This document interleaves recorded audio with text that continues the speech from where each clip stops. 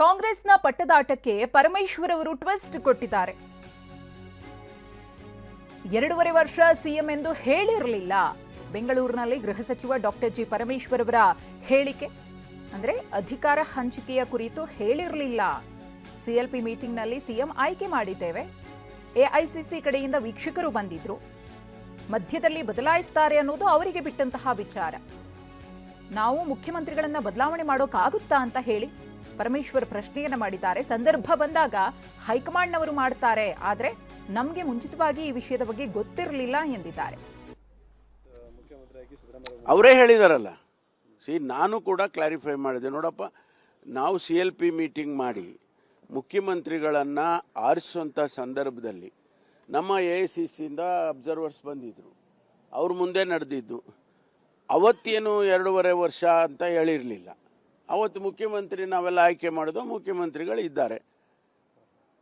ಮಧ್ಯದಲ್ಲಿ ಬದಲಾಯಿಸ್ತಾರೆ, ಅದು ಮಾಡ್ತಾರೆ, ಅದು ಅವರಿಗೆ ಬಿಟ್ಟಿರೋದು, ನಮ್ಮ ಹೈಕಮಾಂಡ್ನವರಿಗೆ. ನಾವ್ಯಾರು ಆ ಕೆಲಸ ಮಾಡೋಕ್ಕೋ, ನಾವು ಬದಲಾಯಿಸೋಕ್ಕಾಗತ್ತಾ?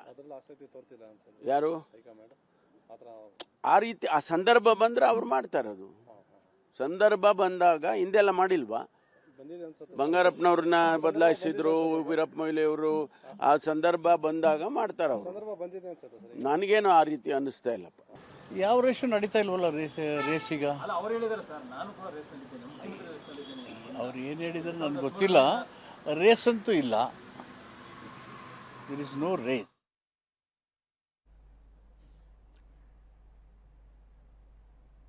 ಡಾಕ್ಟರ್ ಜಿ ಪರಮೇಶ್ವರ್ ಅವರು ಕೂಡ ಮಾತನಾಡಿದ್ರು. ಸಿಎಂ ಬದಲಾವಣೆ ವಿಚಾರಕ್ಕೆ ಸಂಬಂಧಪಟ್ಟಂತೆ ಸರ್ಕಾರ ರಚನೆಯಾದಂತಹ ಸಂದರ್ಭದಲ್ಲಿ CLP ಸಭೆ ನಡೀತಲ್ಲ, ಶಾಸಕಾಂಗ ಪಕ್ಷದ ನಾಯಕರನ್ನ ಆಯ್ಕೆ ಮಾಡುವಂತಹ ಸಂದರ್ಭದಲ್ಲಿ ಈ ಸಿಎಂ ಬದಲಾವಣೆ 2.5 ವರ್ಷಕ್ಕೆ ಆಗುತ್ತೆ ಅನ್ನೋದ್ರ ಬಗ್ಗೆ ನಮಗೆ ಯಾರೂ ಕೂಡ ತಿಳಿಸಿರಲಿಲ್ಲ. ಅದ್ರ ಬಗ್ಗೆ ಚರ್ಚೆ ಕೂಡ ಆಗಿರಲಿಲ್ಲ. ಮಧ್ಯದಲ್ಲಿ ಹೈಕಮಾಂಡ್ ಅಥವಾ ಮುಂಚಿತವಾಗಿ ಹೈಕಮಾಂಡ್ ಏನಾದರೂ ಅದರ ಬಗ್ಗೆ ಯೋಚನೆ ಮಾಡಿದ್ದೇ ಆದ್ರೆ ಅವ್ರ ನಿರ್ಧಾರವನ್ನ ತೆಗೆದುಕೊಳ್ತಾರೆ. ನಾವೇನಾದ್ರೂ ಸಿಎಂ ಬದಲಾವಣೆ ಮಾಡೋಕ್ಕಾಗುತ್ತಾ ಅಂತ ಹೇಳಿ ಡಾಕ್ಟರ್ ಜಿ ಪರಮೇಶ್ವರ್ ಅವರು ಆಗ್ತಾ ಇರುವಂತಹ ಬೆಳವಣಿಗೆಗಳ ಕುರಿತು ಪ್ರತಿಕ್ರಿಯೆಯನ್ನು ಕೊಟ್ಟಿದ್ದಾರೆ. ಇನ್ನು ಸಿಎಂ ರೇಸ್ನಲ್ಲಿ ಪರಮೇಶ್ವರ್ ಅವರು ಇದ್ದಾರೆ ಅನ್ನೋದ್ರ ಬಗ್ಗೆಯೂ ಕೂಡ ಚರ್ಚೆಗಳಿದೆ ಅಂದಾಗ, ಹೌದು, ಅದು ಸಾಮಾನ್ಯವಾಗಿ ನಾನು ಇದ್ದೇ ಇರ್ತೀನಿ, ಮುಂಚಿನಿಂದಲೂ ಕೂಡ ಅದು ಇದೆ ಎಂದಿದ್ದಾರೆ.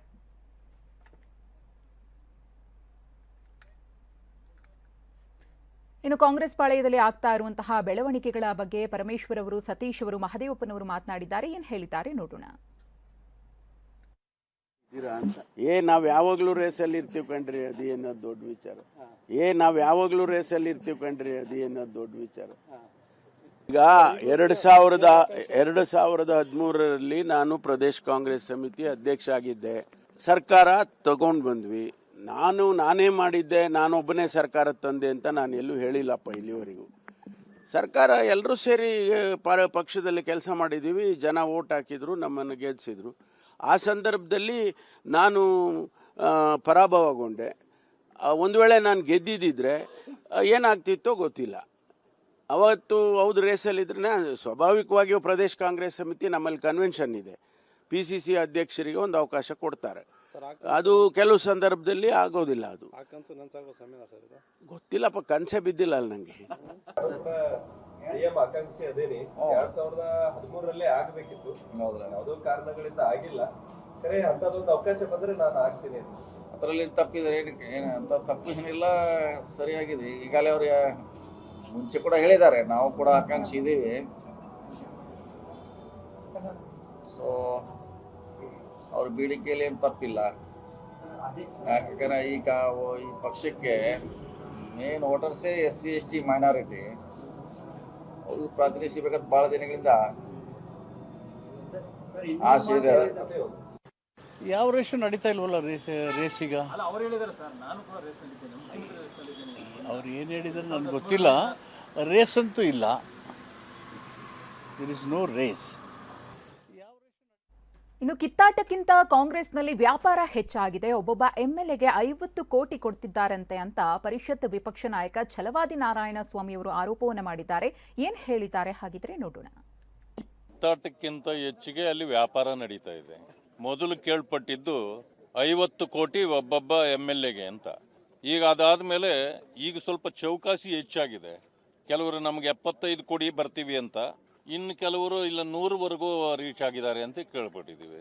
ಆದರೆ ಇಲ್ಲ ಅಷ್ಟಾಗೋದಿಲ್ಲ, 50 ಇದೆ ಒಬ್ಬೊಬ್ಬರಿಗೆ, 50 ಮೇಲೆ ಏನೋ ಒಂದು ಫ್ಲ್ಯಾಟ್ ಕೊಡ್ತೀವಿ, ಆ ಫ್ಲ್ಯಾಟ್ ಆದಮೇಲೆ ಒಂದು ಇದೇನಿದು ಫಾರ್ಚುನರ್ ಕಾರ್ ಕೊಡ್ತೀವಿ, ಇಂಥವು ನಡೀತಾವೆ ಅಂತೇಳಿ ನನಗೆ ಮೆಸೇಜ್ ಬಂದಿದೆ.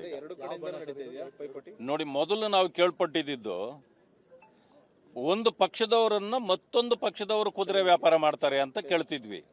ಈಗ ತಮ್ಮ ಪಕ್ಷದಲ್ಲೇ ತಮ್ಮನ್ನೇ ವ್ಯಾಪಾರ ಮಾಡ್ತಕ್ಕಂಥ ಪರಿಸ್ಥಿತಿ ಕಾಂಗ್ರೆಸ್ನಲ್ಲಿ ಉದ್ಭವ ಆಗಿದೆ. ಇನ್ನೊಂದು ವಿಷಯ, ಮಂತ್ರಿ ಸ್ಥಾನ ಬೇಕಾದವರು ಸುರ್ಜೇವಾಲಾ ಈಗಾಗಲೇ ವ್ಯಾಪಾರ ಶುರು ಮಾಡಿದಾರಂತೆ, 200 ಕೋಟಿ ಕೊಡ್ಬೇಕಂತೆ ಅವ್ರಿಗೆ.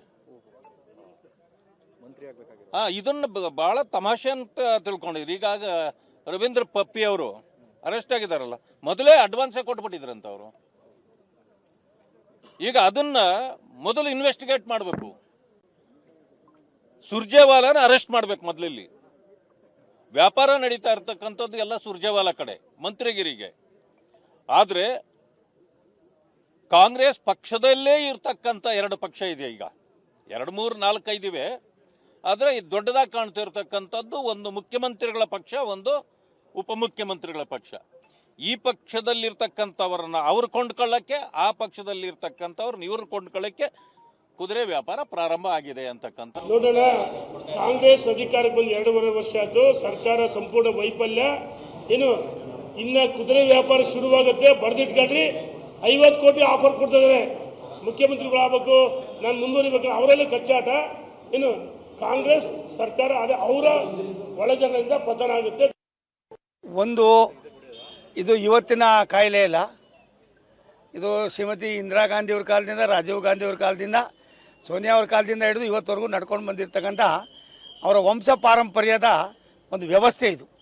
ಈ ವ್ಯವಸ್ಥೆಯನ್ನು ಇತ್ತೀಚಿನ ದಿನಗಳಲ್ಲಿ ಕರ್ನಾಟಕದ ಸಿದ್ದರಾಮಯ್ಯನವರ ಸರ್ಕಾರ ಒಳ್ಳೆ ತುಂಬ ವ್ಯವಸ್ಥಿತವಾಗಿ ಇದಕ್ಕೆ ಎಲ್ಲೆಲ್ಲಿ ಯಾವ್ಯಾವ ರೀತಿ ಬೇಕೋ ಆಯಾ ಕಟ್ಟಿನ ವ್ಯವಸ್ಥೆಯನ್ನು ಮಾಡಿ ಅದಕ್ಕೆ ಇನ್ನಷ್ಟು ಭದ್ರತೆಯನ್ನು ಮಾಡಿ, ಭ್ರಷ್ಟಾಚಾರದ ಮತ್ತೊಂದು ಮುಖವಾಗಿ ಈ ದೇಶದಲ್ಲಿ ಯಾವುದಾದ್ರು ಒಂದು ಸರ್ಕಾರ ಇದ್ದರೆ ಕುದುರೆ ವ್ಯಾಪಾರ ಇವತ್ತಿಂದೇ ಇಲ್ಲ, ಇವತ್ತು ಜಾಸ್ತಿ ಆಗಿದೆ ಅಷ್ಟೇ. ಯಾಕೆ ಜಾಸ್ತಿ ಆಯಿತು ನಮಗೆ ಹೇಳ್ತಾ ಇದ್ರು ಇವರೆಲ್ಲ, BJPಯವರು 40%, 40% ಅಂತ. 40%, 4% ಕೂಡ ಇವ್ರು ತೋರಿಸೋ ಯೋಗ್ಯತೆ ಇರಲಿಲ್ಲ. 50, 60, 70% ಹೋಗಿ ಇಡೀ ವ್ಯವಸ್ಥೆಯನ್ನೇ ಹಾಳು ಮಾಡಿ ಆಡಳಿತ ಇಲ್ಲದ ನಿಷ್ಕ್ರಿಯವಾಗಿರ್ತಕ್ಕಂಥ ಈ ನಿರ್ಲಿಪ್ತ ಸರ್ಕಾರದ ಬಗ್ಗೆ ಮಾತಾಡೋದ್ರೊಳಗೆ ಅರ್ಥ ಇಲ್ಲ. ಜನಾದೇಶವನ್ನು, ಜನರು ಕೊಟ್ಟಂಥ ಮ್ಯಾಂಡೇಟನ್ನು ಯಾವಾಗ ಇವ್ರು ಧಿಕ್ಕರಿಸಿದ್ರೋ ಜನನೇ ಮತ್ತೆ ಅವ್ರಿಗೆ ಬುದ್ಧಿ ಕಲಿಸ್ಬೇಕು ವಿನ ಬೇರೆ ಮಾರ್ಗ ಇಲ್ಲ. ಒಂದು ಸತ್ಯ, ಕಾಂಗ್ರೆಸ್ನಲ್ಲಿ ಕುದುರೆ ವ್ಯಾಪಾರ ಅಂತ ತಾವೇನು ಹೇಳ್ತಾ ಇದ್ದೀರಿ, ಈ ಕುದುರೆ ವ್ಯಾಪಾರ ಶುರುವಾಗಿ ಆಗಲೇ 1 ವರ್ಷದ ಮೇಲಾಗಿದೆ. ಎಲ್ಲರೂ ಕೂಡ ಅದೇ ಮಾಡ್ತಾ ಇದ್ದಾರೆ. ಸಿದ್ದರಾಮಯ್ಯನವ್ರ ಕಂಪ್ನಿನೂ ಅದೇ ಇದೆ, ಇನ್ನೊಬ್ಬರ ಕಂಪ್ನಿನೂ ಅದೇ ಇದೆ. ಇದು ಒಂದೇ ನಾಣ್ಯದ 2 ಮುಖಗಳಾಗಿ ಜನರ ಮನಸ್ಸನ್ನು, ಜನರ ಭಾವನೆಗಳನ್ನು, ಜನರಿಗಿರ್ತಕ್ಕಂಥ ನೋವನ್ನು ಅರ್ಥ ಮಾಡಿಕೊಳ್ಳದೆ ಇರ್ತಕ್ಕಂಥ ಒಂದು ಲಫಂಗ ಸರ್ಕಾರ ಸಿದ್ದರಾಮಯ್ಯನವ್ರ ಸರ್ಕಾರ.